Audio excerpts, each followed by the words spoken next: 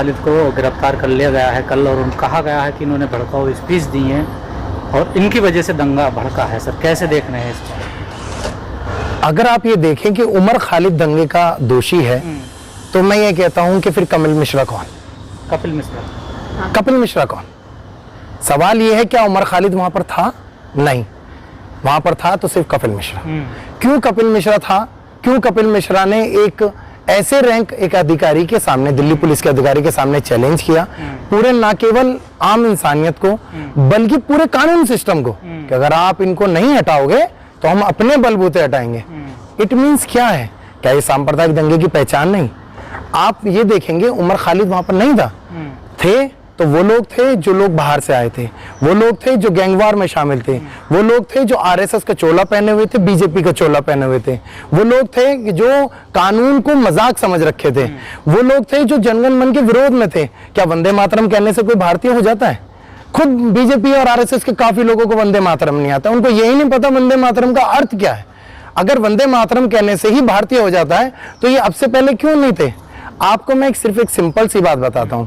अभी आप देख रहे हैं रिया चक्रवर्ती, आप जिस तरह से आपने बयान सारी मीडिया ने उठा रखा है, और क्या हिंदुस्तान में इकलौता एक सुशांत मरा है? क्या जब से ये सृष्टि बनी है, जब से ये हमारा हिंदुस्तान बना है, क्या एक रिया चक्रवर्ती है जिसने ये गुनाह किया है? क्यों पुलवामा के 300 किलो आरडीएक्स कहां से आया? क्या आज तक बता पाई सरकार? उरी पर हमला किसने किया? क्या आज तक बता पाई सरकार? गलवान में जो क्या नाम है हमारे सिपाही जो जवान मारे, क्या बता पाई सरकार? नेपाल में नहीं जांच चल रही, उस जांच का क्या फायदा? आपने खालिद का तो पता कर लिया, कन्हैया कुमार का पता कर लिया, यहाँ पर कॉलेज के बच्चों के बारे में तो तुम्हें पता है, जो देश के खिलाफ हैं, जो सिस्टम के खिलाफ हैं, उनके बारे में पता नहीं। How disgusting! ये कैसा मतभेद है? किस तरह से नहीं जानबूझ के कार्रवाई तो की जा रही है। साथ में क्या हमारा देश जब आजाद हुआ था, क्या भगत सिंह, सुखदेव, राजगुरु, बिस्मिल, क्या जब उन्होंने इस देश के लिए आजादी के लिए लड़ाई लड़ी थी तो क्या ये कहते थे कि मैं सरदार हूं, तू हिंदू है, तू मुसलमान है? नहीं, हमने लड़ा था अंग्रेजों के खिलाफ इसलिए कि हम एक खूबसूरत भारत बनाए, इसीलिए नहीं बनाए थे कि हम दोबारा गुलाम हो जाए। आज जीडीपी -23.9 है, किस लिए है? क्या हम फिर दोबारा गुलाम हो? अमीर लॉकडाउन में और अमीर होता जा रहा है। अंबानी जी 45% और अमीर हो चुके हैं और गरीब 90% और गरीब होते जा रहा है, सुसाइड कर रहे हैं। आपने देखा लॉकडाउन में जिस तरह से मजदूर पैदल बिहार तक, बिजनौर तक अपने अपने जगह गए, क्या बिहार में किसी ने मुद्दा उठाया? नहीं। सुशांत का लोगो लगा रखा है, हम तुझे नहीं भूलेंगे। सुशांत जब जिंदा था, जब तो याद नहीं था। ये वही कंगना रनावत है जिसकी पिछली फिल्म पर आने पर कभी इसे वैश्य कहा जाता था बीजेपी द्वारा, आरएसएस द्वारा, कभी इसके फिल्म के पोस्टर को तोड़ा जाता था, और आज यही कंगना रनावत है इनके लिए झांसी की रानी हो गई। कहां से लाते हैं भाई ये दोगलापन? क्यों लाते हो ऐसा दोगलापन? क्या एक इकलौती झांसी की रानी यही है? और जो लोग कर रहे हैं काम, जो सोशल वर्किंग कर रहे हैं, सोनू सूद के पास तो नहीं गए?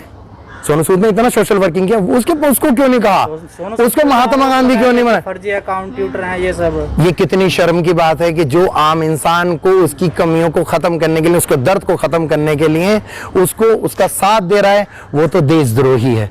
और वो लोग जो आरएसएस और बीजेपी के साथ हैं, उसकी बाद में जय हिंद करे हुए हैं, जिनको वंदे मातरम बोलना भी नहीं आता है, जिनको ना जनगण मन पन करना आता है। आपने कंगना की बात करी, बोलने की आजादी तो सबको, अगर उन्होंने कोई बयान दिया है तो बदले की भावना से किसी का ऑफिस तोड़ना नहीं। ये बात सही गई, बिल्कुल सही गई। आजम खां का मकान गिराया, फार्म हाउस गिराया योगी का आगे, नहीं, योगी आदित्यनाथ जी ने आजम खान का फार्म हाउस गिराया, वो संविधान के अंदर था। लेकिन कंगना रनावत का थोड़ा सा छज्जा गिरा है, वो देश के खिलाफ है। भलाई हो हे देश के प्रभु, कहां बैठ गए आप? कहां ये सृष्टि कहां जा रही है भाई? एक का गिर रहा है तो वो संविधान के अंदर में, दूसरे का तोड़ा जा रहा है तो गैर संवैधानिक। कैसे दोगलापन लाते हो भाई? कहां से सीखा है ये कौन सी राजनीति चल रही है? वाई श्रेणी की, उसको लेकर भी लोग सवाल खड़ा कर रहे हैं। तो किस तरह से क्यों मिली है, वही तो हम जानना चाह रहे हैं। क्यों? रीजन क्या है? नहीं, रीजन क्या है? अच्छा, जो निर्भया कांड हुआ था, क्या उनकी माँ को वायु सुरक्षा मिली?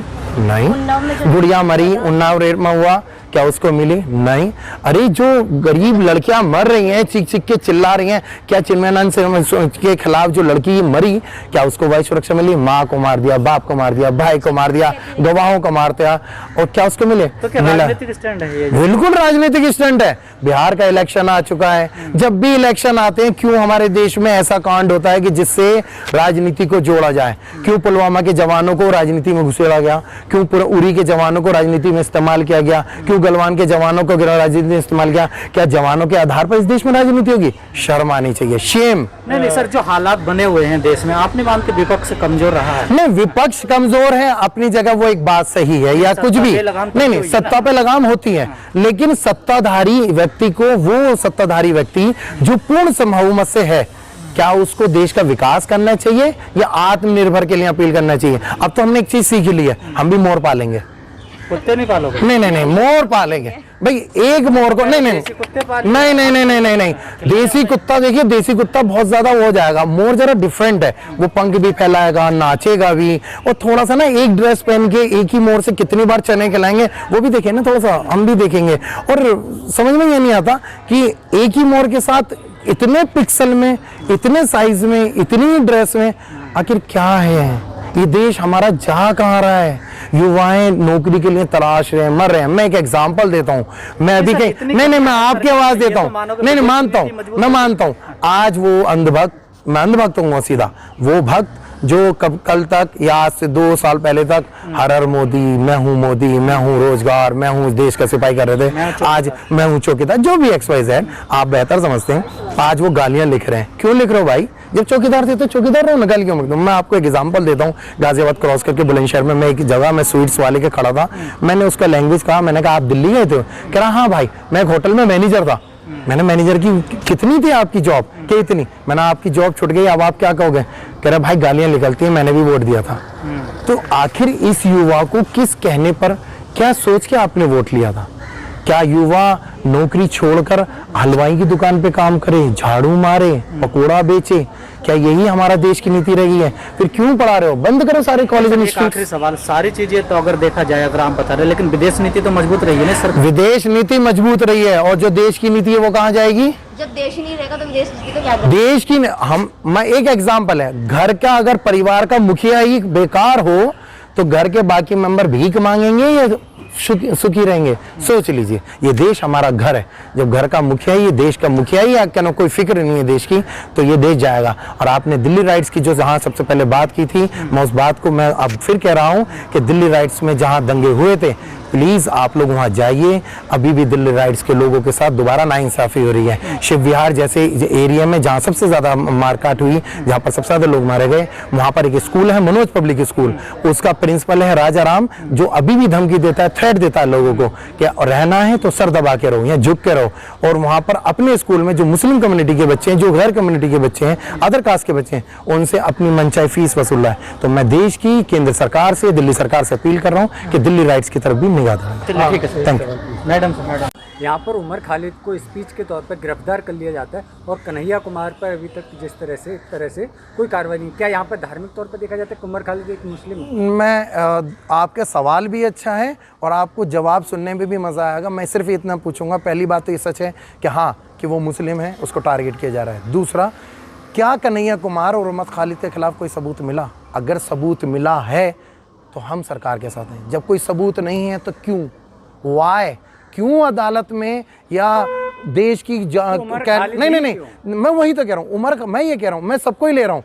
उमर खालिद को जिस तरह से टारगेट किया जा रहा है, because he belong to Kashmir, क्योंकि वो कश्मीर का बंदा है, और दूसरा वो मुस्लिम है, टारगेट तो किया जाएगा ही, ये तो तय है। और दूसरी बात, अगर आपके पास JNU के विरोध प्रदर्शन में कोई एविडेंस नहीं है तो आप जेल की काल कोठरियों में नौजवान को क्यों भरा जा रहा है? क्या वो भविष्य नहीं? क्या वो हमारे देश का फ्यूचर नहीं? अगर फ्यूचर है तो उनको रिलीज किया जाए, जल्द से जल्द रिलीज किया जाए। जैसे डॉक्टर कफील खान को रिलीज किया गया, उनके खिलाफ कोई सबूत नहीं मिला, इसी तरह से उमर खालिद को भी जल्द से जल्द रिलीज किया जाए। We support, we stand for Kafeel. मुस्लिम का एक propaganda बिल्कुल सामने आ बिल्कुल बिल्कुल, ये हिंदू मुस्लिम का ही प्रोपेगेंडा है। आप फेसबुक उठाइए, ट्विटर उठाइए, आप जिस तरह से देखेंगे, जिस तरह से आईटी सेल का उन्होंने अपना बना रखा है, उमर खालिद ये है, उमर खालिद वो है, बाद में वही बताया जा रहा है, बिल्कुल ट्रेंड बिल्कुल। चल तो रहा था, आज ये वही मैं कह रहा हूँ, उमर खालिद अगर टेररिस्ट है तो अब तक गोली क्यों नहीं मारी? फिर उमर खालिद के पास खिलाफ अगर सबूत है तो अब तक क्यों नहीं गिरफ्तार किया गया था? अब गिरफ्तार क्यों? आखिर लॉकडाउन में ही गिरफ्तार क्यों? नहीं, बिल्कुल। कौन? रागिनी तिवारी। आप रागिनी तिवारी को लीजिए, किसी को ले लीजिए, देखिए देशभक्त वो होता है जो देश की क्या नाम है सोचे, देश की जीडीपी के बारे में सोचे, देश की आर्थिक व्यवस्था में सोचे, देश के फ्यूचर के बारे में सोचे, देश की सांप्रदायिक भावना के बारे में सोचे। वो व्यक्ति कभी भी सांप्रदायिक या देशभक्त नहीं हो सकता जो हमारे सांप्रदायिक सौहार्द को ख़त्म करे, चाहे वो कोई भी हो।